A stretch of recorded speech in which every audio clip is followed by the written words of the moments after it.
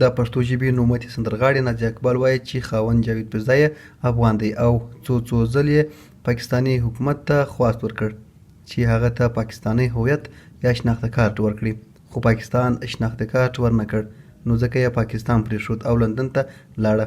نوموړې د رسنیو سره په یوه مرکه کې وایي په پاکستان کې هنرمندانو ته هیڅ امنیت نشته. دغلته ځینې خلک چې ځانونو ته بدمعاشان وایي په نیمه شپه هنرمندانو ته وایي چې راشي او موږ ته پروګرام وکړي، که کوم هنرمند ورنشي نو بیا یې وژني. هغه وایي چې په پاکستان کې هنرمندان په ناامنۍ کې ژوند کوي او هره ورځ د مرګ له خطر سره مخ دي.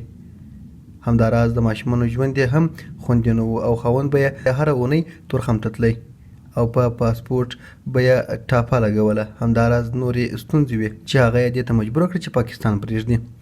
نوموړی زیاتوي چې دلته انګلستان خلک ډېر ښه خلک دي، که څه هم موږ څوک نه پیژنو خو د انسانانو قدر کوي. دوی په دې پوه شول چې زموږ ژوند ته په پاکستان کې خطر دی، نو زموږ یې ډېر قدر وکړ. په 2.5 کالو کې یې موږ ته کاغذونه راکړل او دلته مو اوس ژوند ښه دی.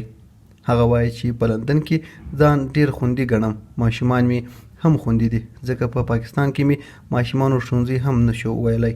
هلته یې ترې د پلار شناخته کارت غوښته او موږ څو ځله له حکومت غوښتنه وکړه چې زما خاوند ته شناخته کارت ورکړي، خو حکومت راته وویل چې موږ افغانانو ته شناخته کارتونه نشو ورکولی.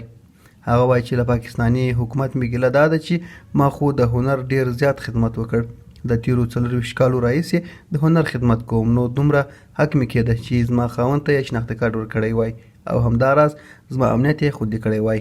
نازیه اقبال وایي چې له جاوید پیرزی سره یې د واده 15 کاله وشو. همداراز هغه له تیرو 15 کلونو راهیسې په پاکستان کې ژوند کوي.